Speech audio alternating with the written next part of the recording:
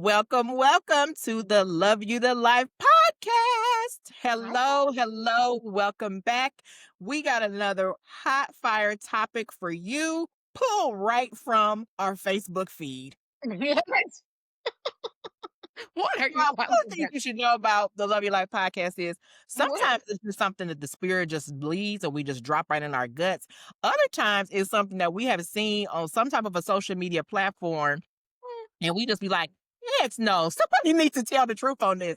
And then we have to bring it to y'all. And maybe one day we'll just let y'all into our little inner circle where we just passing TikTok videos back and forth. So maybe one day we'll do that. But this episode is coming straight from a post that I saw on Facebook. And I think it's a really great topic for those of us who have a tendency Tender. or habit to tolerate discomfort needlessly. Break that down. Break that down for the listener. So the topic is stop tolerating pain with no purpose, right? So we want to make sure that you understand that there are some times when you just gotta do the thing because it's a hard thing and it might be painful or uncomfortable in the moment, but it has a great purpose. But other times in our lives, we are really tolerating foolishness because we just gotten into a habit of tolerating things that do not have any value. Mm-hmm. And the post that I saw was someone, and this is the mental health professional, right? Who was talking about the fact that she was on vacation. And I don't remember exactly where she was. I'm gonna say she was in Cabo, right? She was in Cabo and a friend got some type of a stomach virus. And the friend was like, I cannot live like this. And the hotel had like a concierge, and she said, give me the nurse, whoever, give me the IV, give me the drugs, whatever I need. And within a short period of time, let's say 24 hours or something, she was feeling better and she was able to get back to the vacation. And the poster was saying she had a similar experience several years ago where she got a stomach bug in a tropical location.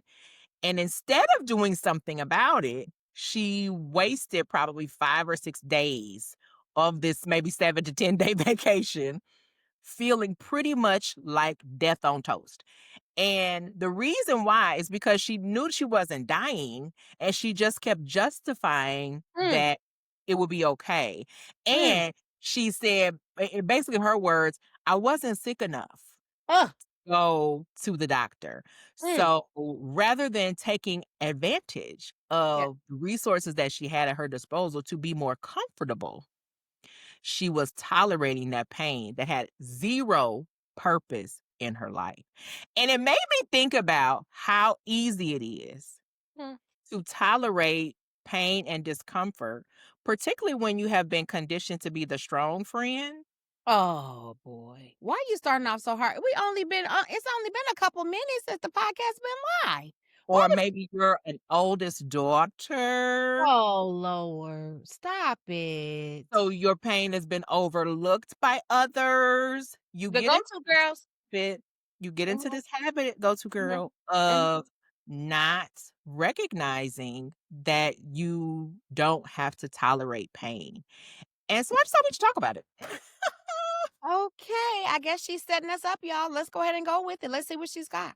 So I want to bring this to you guys. If you would say, I have definitely been a person that tolerates pain for no reason or tolerates pain without a purpose, I want you to just go ahead and put that Baptist finger up in the comments, okay? Oh! You know how when you coming through church and you sliding out and you gotta put that finger up, let people know you coming through? I want some ones in the comments if that sounds like you. Now, I'm not gonna put my one in the comment, just know that my one is up, okay? Because that has been me. That has been me. I was absolutely the person that would nurse a flu, a pneumonia, Not a uh I would limp around on a bad foot, a bad ankle. Like I absolutely was a person that would tolerate that discomfort because from a healthcare perspective, I'm like, oh, they're not gonna do nothing but tell me ibuprofen. I'm just gonna I'm just gonna stick it out.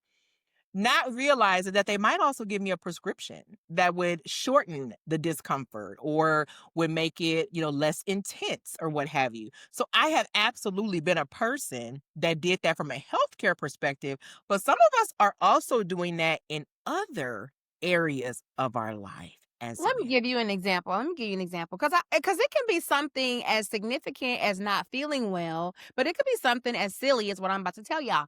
So we had Oh, this, we had, and here's the thing. I would like for you all to like give us some kudos or something for telling y'all our stuff. all the time. Just be You know just what I'm laying it saying? out, laying You it know out what I'm for you. saying? We be sharing our foolishness to help the masses, to help the people. Okay? So send us some hugs and love. Send us some kudos or something because we be telling y'all our foolishness and we are so honest with y'all because we want to help. But my God, we have to talk about our trash too. All the time. Okay, so here's what happened. My baby girl has a beautiful stroller that was gifted to her from her godparents, and we kept pushing that stroller, and we could not. And for whatever reason, the front wheels were not cooperating. And I was just like, wow, I'm surprised that the wheels are not more mobile than this. Like they're not, easier to move than this. Like, what is really going on? And so we just was still rolling around with the stroller. But when you go to pivot, it was just like adding extra energy to the whole physical energy to pivot the stroller. And I'm like, wow, okay, I guess that's just the way it was made. I think Reg might have looked at it one time and didn't really see anything different to it. And I was just like, okay, well, that's just the way it goes. So obviously you had the option to buy a different stroller if you feel like that one was not good. But whatever, we kept using the stroller. Well, we went on family vacay and we're going through the airports through TSA. And one of the TSA workers was like, is that wheel locked? Like, what's going on with the front wheel of the stroller? We're like, girl, it's just the way it is. We don't even, that's just the way the Mm. stroller is made. And so after about you go through TSA, well, how many times? I don't know, we had to go through twice at least. After the second time, I'm like, is something going on with this stroller that we are missing? Now, mind Uh, you, my daughter at this time is what, 8 months old? So we've been pushing the stroller around like this for that length of time. And so I finally just went online and like typed in the name of the stroller, like, do the front wheels lock? And if so, what is going and I, the front wheel was locked. Front wheel mm. was locked. The unlock took all of 10 seconds, and we had been pushing our baby around. Now, mind you, her ride was fine, but, for the person who's pushing, it just was not as convenient, it was not as easy, it required more physical energy because the front wheels were locked. This is our first baby. We sitting up here with this newfangled stroller, and the wheel was locked. We tolerated that locked wheel for 8 months. A long time. Which was a 10-second fix. It took us 10 seconds to fix it. Now, me and my baby girl be going on walks all over the place I because mean, she be whipping it, whipping it. it is so much easier. But here's the thing. I tolerated that. My husband tolerated that for a variety of reasons. Number one, just really too busy, like not taking the time to stop and look at what was going on. Right. Then also, I guess, an underlying ability to tolerate things that don't make sense. Hello? Now, normally, and you can ask Cal this, I normally be like, nope, fix it. Nope, let's go. Yeah. I normally do. I don't know why I didn't do it in that case, but in a heartbeat, I'd be like, nope, call the plumber, call the electrician, call the whomever. I usually will do that in a heartbeat. I really will. So I don't know why I didn't do that for this one, but I didn't. I was tolerating pain and it did not have a purpose. And it was unnecessary. Right. And here's the thing. We are soft life advocates over here. We absolutely believe you should be living your best life over here.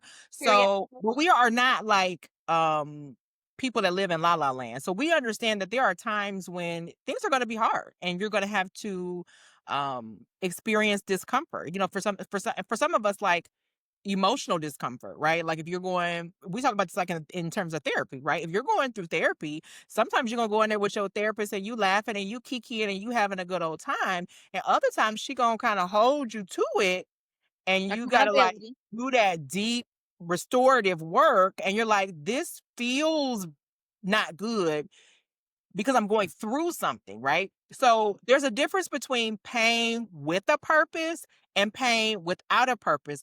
And in both of these examples that we gave you guys, the pain had no purpose. Like an example of pain with the purpose, like is like that therapeutic thing, but like with the probably the classic one is, oh, I'm having a baby. And the baby is going to be heavy to carry for 9 months. And then I'm going to go through labor or a C section or what have you. We know on the other side, like, oh, this pain has a reason. I'm working towards a goal. I'm getting ready to achieve something. I'm getting ready to experience something that is wonderful.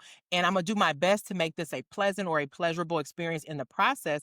But I understand that this comes with some work, right?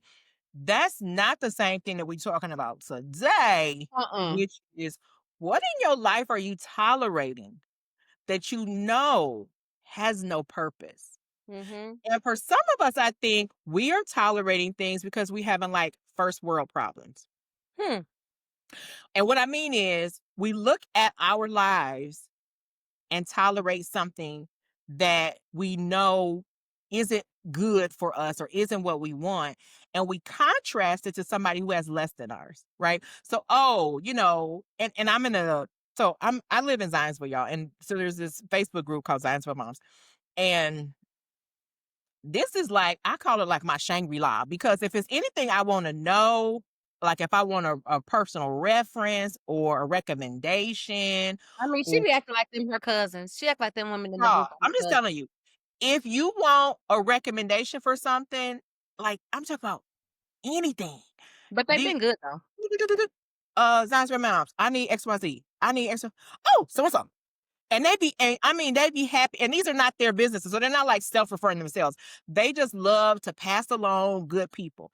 So if I'm having an idea of something I want, a lot of times they'll say first world problems. Like this is a first world problem that I need my gutter fixed or whatever. Like, or it's a first world problem that I'm looking for the here's one. So a lady had, I guess, an old fashioned. You probably know these old Pyrex dishes, like the bowls that were like the different colors. Like one was yellow and one was green.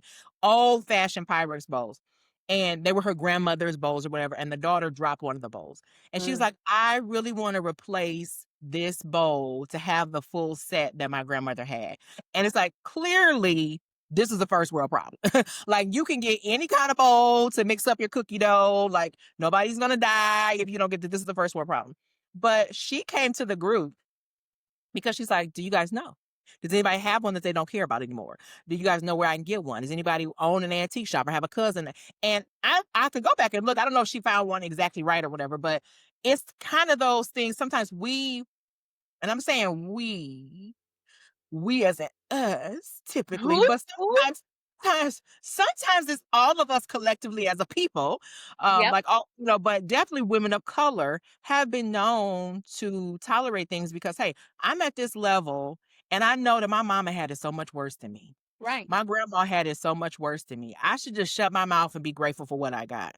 And Mhm. there's room for experiencing gratitude and not, being a complainer, but there's also room for, yeah, it can be easier. And yeah, Mhm. it can be softer. And yeah, you deserve it. And if you want it, you can have it. So sometimes we tolerate stuff just because we don't want to feel like bougie or entitled or needy or being a Karen. Like, so Mm. sometimes we tolerate things for those reasons. But if it doesn't have a purpose, y'all, I just want to encourage you to consider that it does not deserve to be tolerated. Right. I think some of the challenge that people go through is that they in the middle of it, they kinda think there's a purpose, or they maybe That's a good haven't point. or they haven't identified that there isn't a purpose yet, which is why they Right. still hang on, So sometimes they're going through something and they do probably think that it's purposeful, but maybe and so maybe we could expand the conversation to include, like, there are some times when something has gone past its moment of Past purposefulness. the purpose. Oh, you tolerating past the purpose. Right? I feel like, and I don't know, but I feel like in my spirit Oh gosh, here that she you goes. have a story of like somebody's relationship that you knew about where they had kind of tolerated past the purpose of I the mean relationship. if you're a therapist, I'm sure you hear those kinds of things all the time, Right. right? You're looking at, situations where people are together and they really can't tell you why, besides the fact that they've just always been together. Right. And I use always loosely because always is an absolute, and you have not always been with anyone. You've been with someone for 10 years or 15 or 20 or 5, but you have not always been with anyone, right? Well, So sometimes people are staying in situations because it's what they, and I'm using this in quotes, what they've always done. And right. I think we have to ask ourselves about that in a variety of spaces, because that Mhm. staying past the purpose of something, uh-oh, should we do it? Should we Oh, talk my ab Lord, the Lord is moving. Hold on, y'all. should we talk about people staying at their church when they know they're not getting fed anymore? I don't know. Ooh, I don't know if we should. I I don't think know. we should talk about it. Don't do it, don't do it, don't do it. Mm, mm, Don't do it, don't do it. and, Don't mm, do it, don't do it. I think we should talk about it. Don't do it, don't do it. No, but I mean, like, that's the thing. Like, because here's the thing. What we're talking about is tolerating a space that you don't need to be in. And that Mm, can show up anywhere. That can show up at school, that can show up at work, that can show up in a relationship, that can show up at church, that can show up in a lot of places. And it can show up anywhere. And so we have absolutely. to ask that question. There are some people who will tell you right now they do not feel fed in their current church situation, but they are Mhm. staying because grandmama went to that church, or that's their family church, or they've always, they've been there for 20 years, or they're friends with the pastor, or whatever. Like, it happens. People do that. And the same way they do that in relationships. They do Mhm. that at work. How many times have we Mhm. heard people say, well, if I just stay 5 more years, I'm gonna be fully vested. What is that 5 years costing you when you hate your job? Period. When you're doing that, you also losing the 5 years towards your investing in the next opportunity. Period, which might be better. Listen, I have seen what really hard relationship struggles do to people. Like, Right. physically do. And the Right. same thing with work situations, because think about that. If you think about a relationship or you think about work, both of those things usually take up a lot of time. Whether it's a Mhm. friendship, a romantic relationship, or the work relationship, they take a lot of time. So if you are pushing yourself to stay in a space that doesn't work for you, that doesn't feel good, that is gone past its moment of purposefulness, Right. its moment of purpose, then what do you think that's happening to you? What do you think is really going to happen to your true physical body? Right. Like, that costs us something. So I definitely, I think about that a lot of times when I am talking to folks about whether it's time to go or whether it's time to do something different, that they are so accustomed to and so tied to, based upon whatever their belief system is about that particular Mhm. thing. Yeah. And here's the thing. I don't know why we always bring it up. Like we be just talk. What? Y'all think we don't love church, but we do. Absolutely do. Because we'll call some stuff into question only because I love God more than I love church. Period, boo. So Period, boo. I want to be sure that your relationship with God is always strong, even if it means that we have to question what's happening in the church. And I I firmly believe that the purpose of being in relationship in the church is not so that everything is perfect, right? So sometimes there is discomfort or there's things that you maybe don't like about a church or what have you. So I'm not saying like Period. church hop because you just No, don't want to, sow a seed or plant or what have you. But I no. am saying like, what if we allowed ourselves to really look at a situation and evaluate it? And I think that's really the key is for many of us, especially the y'all that love us and listen to the podcast on a regular basis, there are some things that we have created, we have put them up on a pedestal. Right. Like we are not allowed to explore Question. this thing and question it and ask and investigate whether or not it is still serving the purpose that it once would or even if it could be better. Because keep in mind, sometimes the pain that you're tolerating doesn't necessarily mean that it's like a quit situation. It might mean that it's a shift, right? Right. So maybe you really do still want to stay at your church and that still Mhm, has a purpose for you, but mhm, your interaction and your relationship with the church needs to change. Maybe you mhm, need to step back off the deacon board for a while so that you can just come and be served. You know what I'm mhm. saying? Like, yes, being in service is great. There was I don't know. Oh, I hate that I cannot remember his name. And Give me his name? he's a preacher that has a podcast, Uh-huh. and he was talking about how a lot of modern churches have become these pillars of slavery What? because we're keeping people in servitude to the ministry, encouraging them and almost coercing them into always saying yes to whatever the pastor asks for or whatever, what Mhm, have you.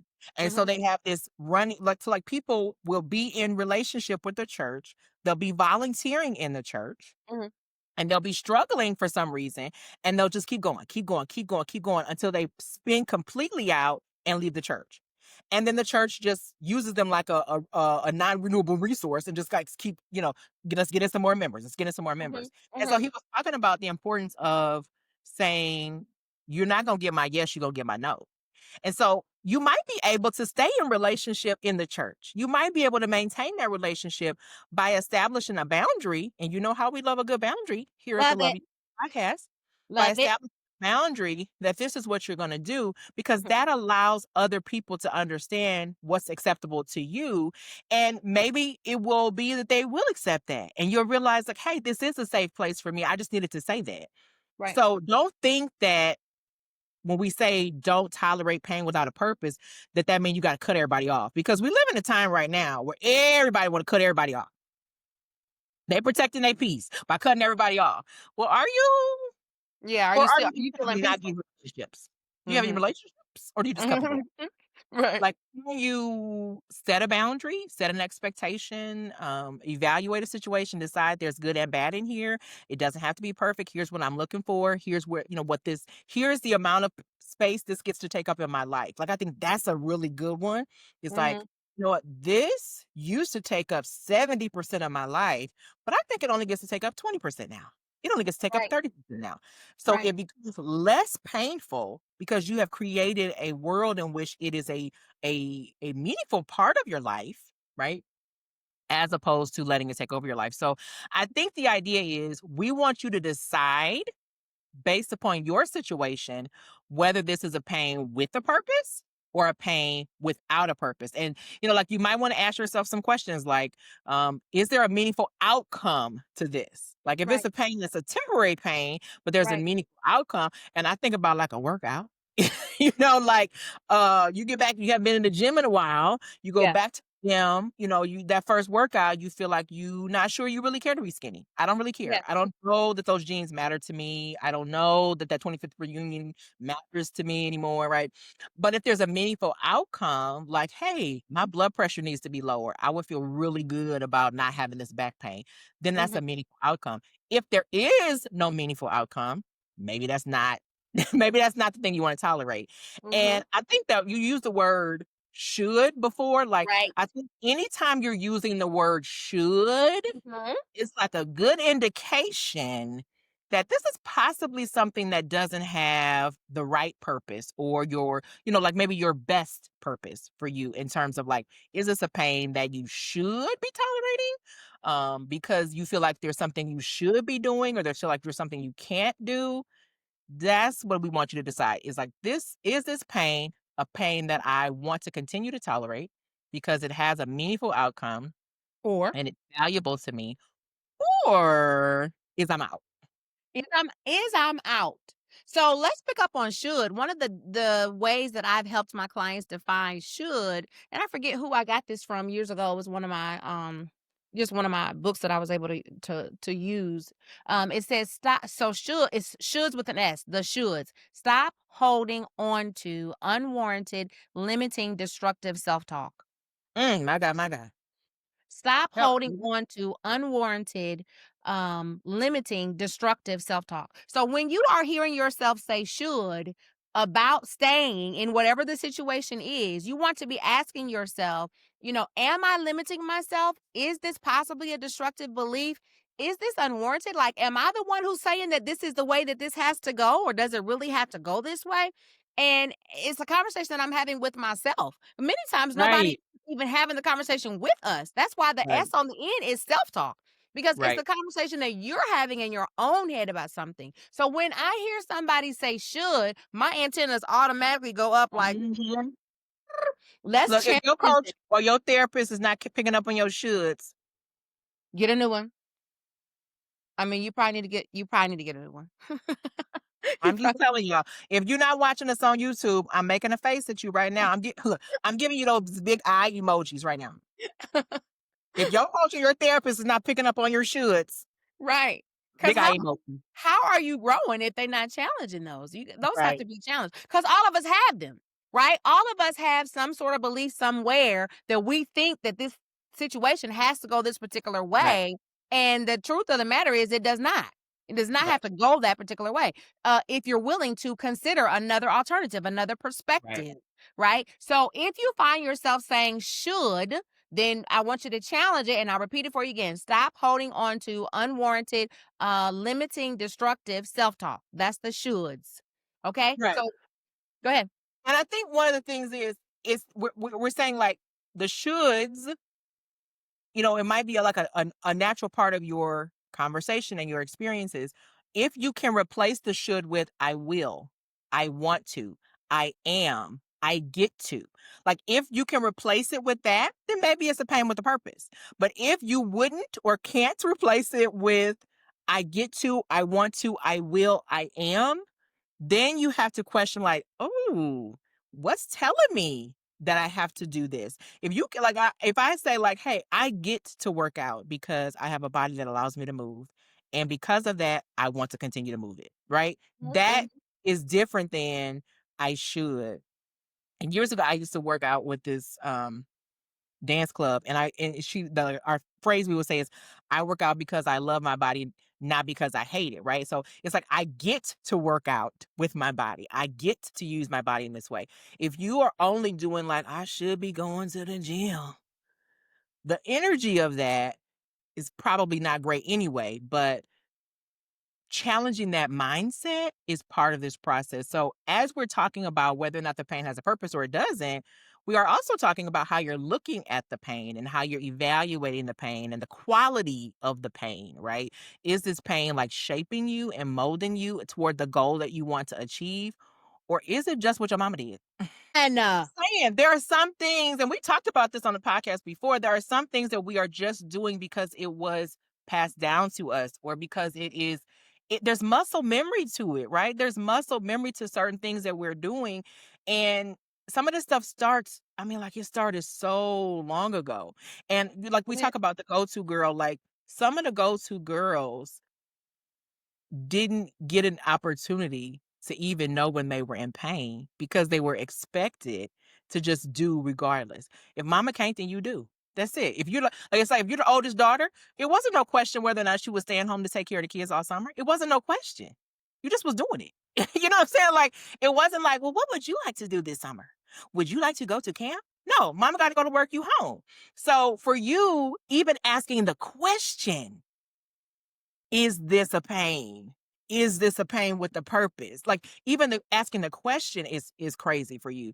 So you may not have the muscle memory, or even the language, but that's why we got the podcast, y'all. That's why period. the podcast is here because we want to make sure that you are understanding that awareness is powerful and asking some questions about so like first of all recognizing that you are in pain, and Mhm. sometimes like you could probably speak to this too because sometimes people will come into the therapy office and not know they're in pain. Typically when people say like typically I work a lot with therapists who are developing their practice, service-based professionals who like high driven mission driven organizations.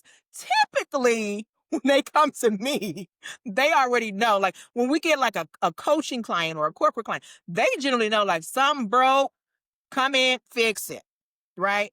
But sometimes by the time you like when people come in for therapy, they think something's not right or something feels off, but they can't even really like pinpoint the thing. They think it's like, and sometimes like with couples, they think it's the thing, but it's like, no, it's Yeah, not the hey, infidelity. That was bad, but sis, there's a whole bunch of stuff up under here. So I mean, sometimes we have to get clear on what the pain is, and people don't always have that.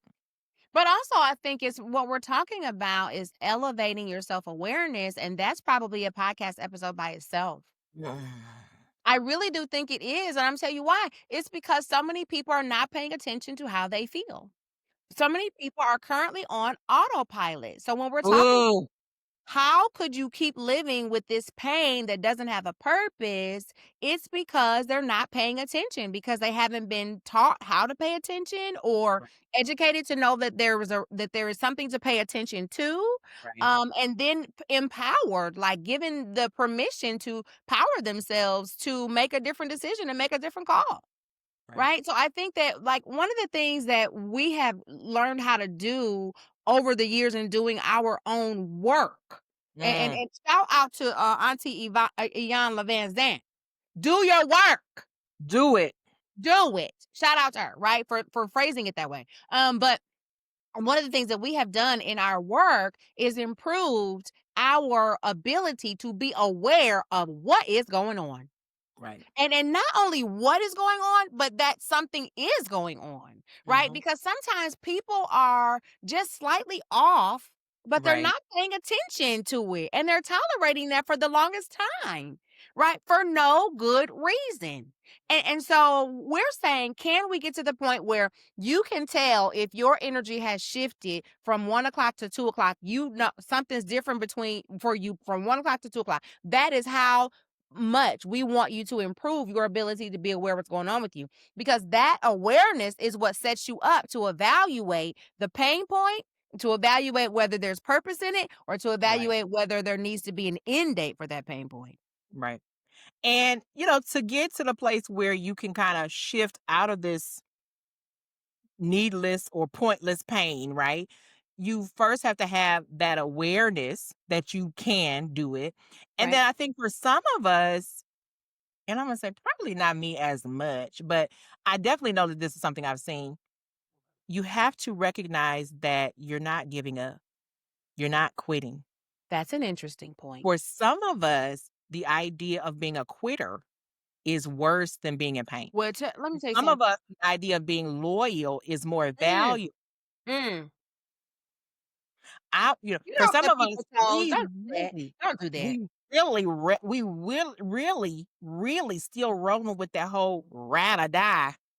What? Oh no. What? Oh We no. just we How's had about I'm not dying?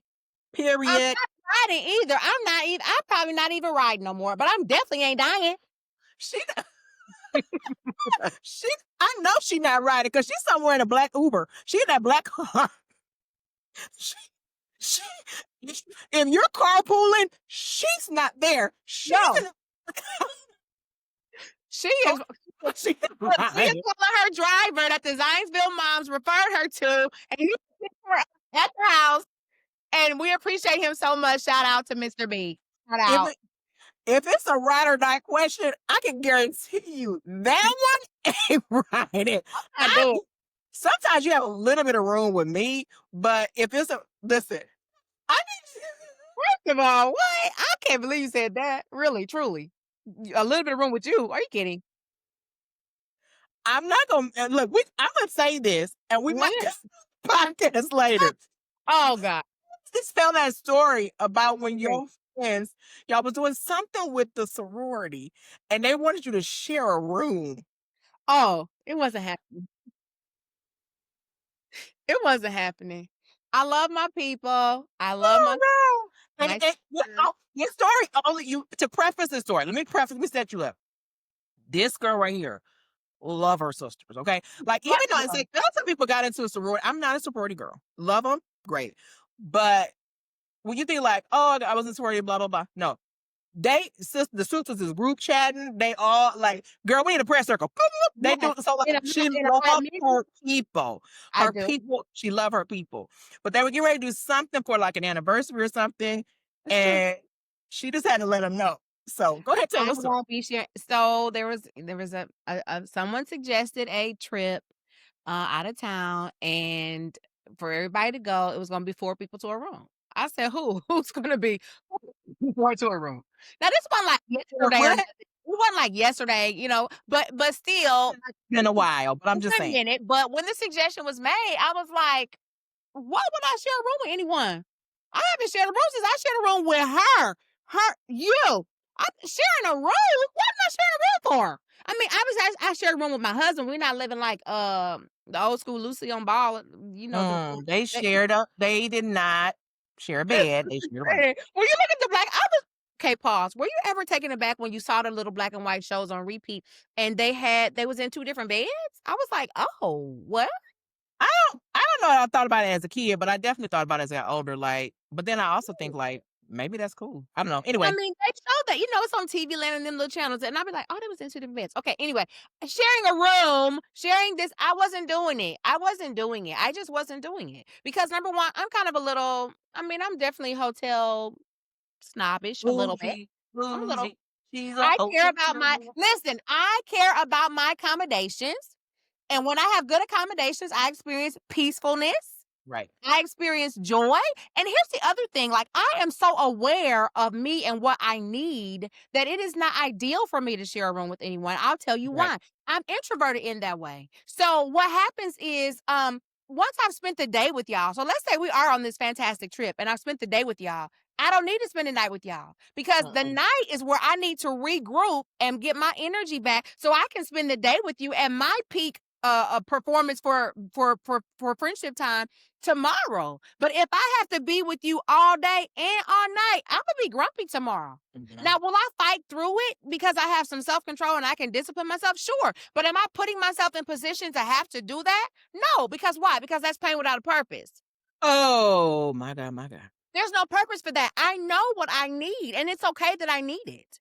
Like, it's Right, okay with me that I need that, even if someone doesn't understand it or if it's not okay with someone. Now, you have someone who's extroverted, that's totally their jam. They probably right. love that. They may really enjoy that. That is not me. So, when we go on a trip, I am not sharing a room.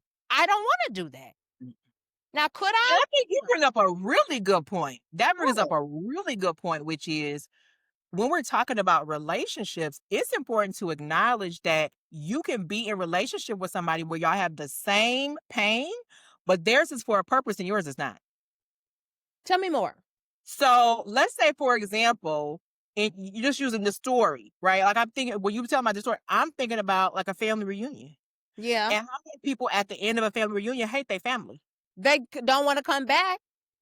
Now, the goal was the same. We all wanted to get to the family reunion. We all wanted to have this family time. We wanted to make these memories, we wanted to honor our ancestors and all the different things. Like that Right. was the goal. And for some of us, we scrape together the money and we budget aside and all these different things. But because we didn't acknowledge that staying in the room or trying to do every single activity was going to be too painful for us, we don't feel good. Well, you might have a family member, and you might be introverted, but you might have a family member who's extroverted. So we're doing the same thing, but we're having a different experience of it. Right. You're responsible for yourself. Right.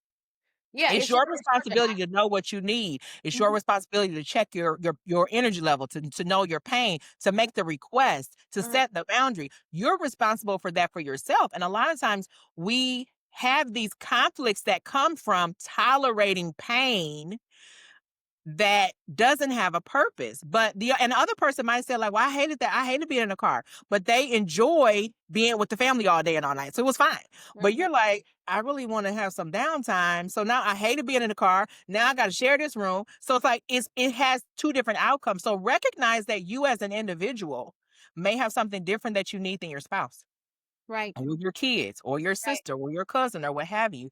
Right. And be comfortable saying this doesn't work for me. And this one right here will do it. I'll do it. I'll do it because it's true and there ain't no need for me to lie. And so there's two things I want to point out there. I want to go back and also add this one.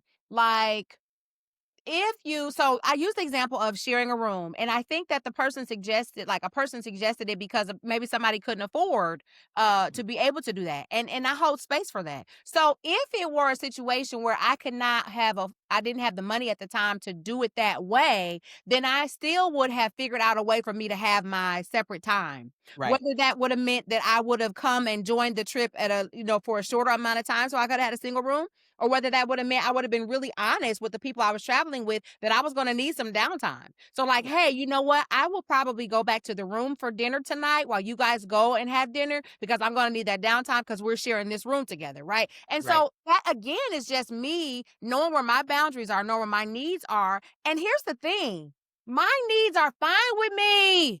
I'm Mm, good with my needs. It is okay that I need something. I'm not afraid to ask for what I need. That is the problem. Some people don't want to be considered bougie or high mhm. maintenance or needy or whatever other judgment word can come up Right. about the fact Right. that you're asking for what you want when you want it and asking for what you need when you need it. Me, I'm good with that. Right. It ain't a problem. Now, one of the things, and we're gonna do a friendship episode. We're working on a friendship episode for you guys too.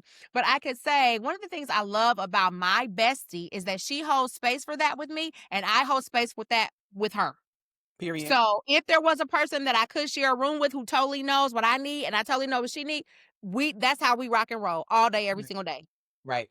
because we can be honest with each other about what the needs are, what the expectations are. We can communicate that without judgment. And again, I'm asking our listeners, as you're in your relationships, are you in those kinds of relationships where you can make sure that you're not having to experience needless pain, that you can communicate your boundaries, that you can ask for what you need when you need it? Are you in those kind of relationships or not? It's time to evaluate. And I want to play it. I want to flip it a little bit because I want to talk to the woman who feels slighted by that conversation, who Oh, feels tell me more. slighted. If you are naturally feeling slighted when somebody's setting a boundary with you about a pain that doesn't have a purpose for them, I want you to check yourself on that, right? Like, this is a conversation when we're saying, like, when you're saying I'm okay with my needs, what I heard inside was somebody has not been allowed to have a need. Somebody has been conditioned to believe that her needs are a bother, Right, are not to be tolerated, are an right, inconvenience. right, Somebody has an internal narrative, thanks to trauma or anxiety, that tells them, I don't want to show my need because I'll be rejected, or they won't love me, or they won't accept me, or they won't welcome me, or they won't invite me. So that point, don't pass over, no speed bump over that point. Your needs are your needs, and you are allowed to have needs because you are human. right. That's point number 1. But point Mhm. number 2 is, if you organically are resistant to that, so if you're the person that automatically feels resistant to that, it may be something internal. It may be an experience that you've had, which has made it difficult for you to receive that, or to feel like that's a rejection. And that's a you conversation, friend. Uh-oh, why you doing that? That's a you That's conversation? not to say that there's something wrong with you. I Mm-mm. want you to hear me when I say that. That's not something Mm, wrong with you, but that's some work that you might need to do. If right, you have a tendency to feel rejected when someone puts up a boundary, it probably means you're not comfortable with boundaries yourself. period. Because guess what? I don't have no problem with nobody else's boundary. Mm-mm. Because I when I always say no, The people that have a problem with you having a boundary, that just proves that you needed the boundary. That's it. right, That's all it is. right. And here's the other thing, when someone tells me what will work for them and what will not work for them, that's good because I want to be able to do the same thing. So when it's Right. my turn, when I have to express that concern to you, I want you to receive it with the same energy that I'm receiving it. Therefore, I will receive your boundary and I want you to receive mine. Right. And I think that we're looking at, when we're looking at the ways in which pain does not have a purpose, it's because we can't even see an outcome. We Right. don't see an outcome. We cannot put our finger on a meaningful outcome from the situations that we are in because you have to ask, on the other side of this pain, what do I feel? If I feel more pain, or is that the purpose? It's a point. That wouldn't be the good purpose. That's not a good purpose, right? And so you got to be saying, on the other side of this, can I see it? Okay, what, Liz, give us an example of a meaningful outcome. All right, so you have to study hard. You might decline some family gatherings because you're getting your PhD. Okay. That's the meaningful outcome is that you really have always wanted to be this doctor of kinesiology, and that's just what you Right. wanna do, and so you're gonna go ahead and get that degree, and this is the time you're doing it. Okay, that's fine. Okay, meaningful outcome, you have to have a C-section to get your baby here alive and well. Okay, you're gonna go ahead and they're gonna cut you, and you're gonna take that baby out, and you're gonna be fine with that. A meaningful outcome. Even if, in a relationship, you may be going through some sort of issue, but you can say, "You know what? I really do think that on the other side of us going through this, we will be able to communicate differently or communicate Right. more effectively on the other side of this. So I'm willing to go to therapy regarding this because I think on the other side of it, we're going to be able to communicate more clearly." If I say, I could go on and on and on because Right. it Right. shows up everywhere. But you've Right. got to be able to point out a meaningful outcome for your suffering. And if you don't have one, then I'm coming for you. Because why? Because for what? Because for why? Right. Why would you sit up there and put yourself through something that does not have a meaningful outcome? Because you should do it. Because that's what you've seen done before. Because that's what you've always done before. That's gonna be a big fat juicy no. Mm. And here's the thing, guys. We talk about you, right? We talking about you loving your life, but I also want you to understand we care about your family. We care True. about your relationships. We care about your career. And if you're not willing to investigate these things internally for yourself, it's going to show up in other places. Like it might start with your romantic relationship, but it's going to come to them kids. It's going to come to the way you interact with your career and your colleagues and your coworkers. It's going to show up other places because what we're talking about is a pattern. And 9 times out of 10, I don't know that I mean it might be 10 times out of 10. I've never seen it to where you like, oh, I tolerate all this dysfunction in my relationship, but I'm good everywhere else. No. If you Uh-uh. tolerating foolishness in your relationship, you tolerating it with them kids, you tolerate with your mama, your sister, your auntie and them, you tolerating it with everybody. So this is one of the reasons why, like one of the things that's so great about the Well, like we have for years spent like no money on marketing because people come in, they get their whole life, y'all. They get their The whole whole life. life. And then we like, no, if you don't know, like when you having a therapist, we always have this conversation about, hey, this is a confidential space.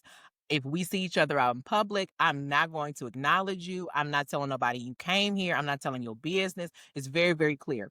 But people be like, girl, look at my therapist. Hey, like it's because once people have this experience of life without pain or Right. truly being able to evaluate, does this pain have a purpose? And I'm going to choose the pain with the purpose, not the pain without the purpose. They Right. want to bring other people in with them. So understand we're talking about this for you, but Yeah. it's going to benefit your family on the other side. So some of these things that we over the podcast, we might be asking you or inviting you to do some things that feel like I couldn't do that. I can't tell my mama no, but you can. But you can. And it's gonna be good for you and mama. It's gonna Right. be good for both of y'all. She might Right. be mad in the moment. She might talk to you. My daddy used to be like, "Okay, bye." And he went to You talking about silent treatment professor, the professor of silent my daddy treatment. wasn't gonna cuss, he wasn't gonna fuss, he wasn't gonna holler. Quite frankly, he hardly I mean, like, other than calling up the stairs, did he even really raise his voice?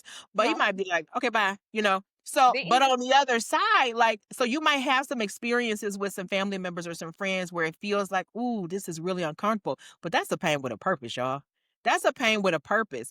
The Right. pain of setting your boundaries and having the conversations about your needs, setting expectations, being clear, that pain is a purposeful pain because on the other side of it, the outcome is that you have a relationship that is worth living. If you are walking on eggshells around all your friends and family, Not where good. do you Not go then? mhm. Why would we do that? So Mhm. as you are deciding like, hey, is this pain like, first of all, I'm in pain, right? Like, I'm in pain.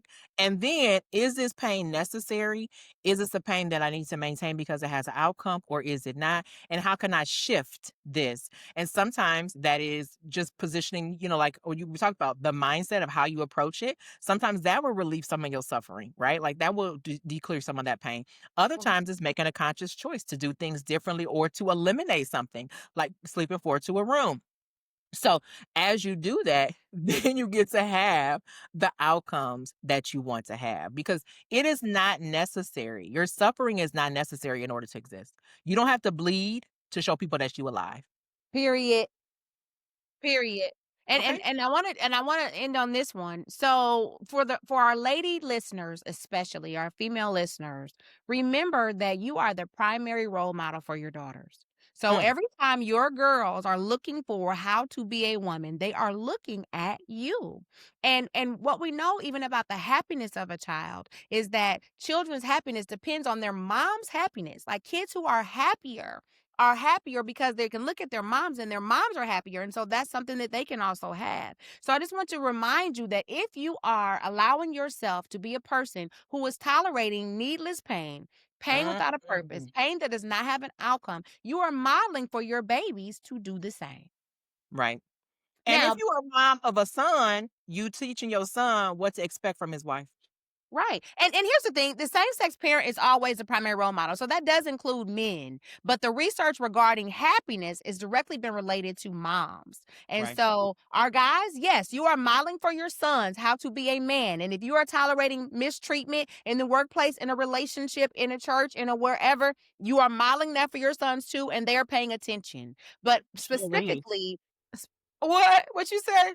It surely is. Here's the thing. I think, Absolutely. and we'll probably have to do a podcast on parenting at some point. But I do think that you bring up a very relevant point that there's a lot of moms tolerating pain with the belief that they're giving their children this experience, and the real experience that they are giving them is to learn how to be in pain. And I Period. would have to admit that I have definitely done some of that in my life, right? So I was married for over 20 years, and there was some things that worked in my marriage and lots of things that did not. And I have to wrestle with at this stage of life that some of those things that my kids saw me do that I did because I wanted to stay married or I want them to have their daddy. I don't want them to come from a broken home. Like some of those things were not things I want them to repeat. I don't want you working 3 jobs.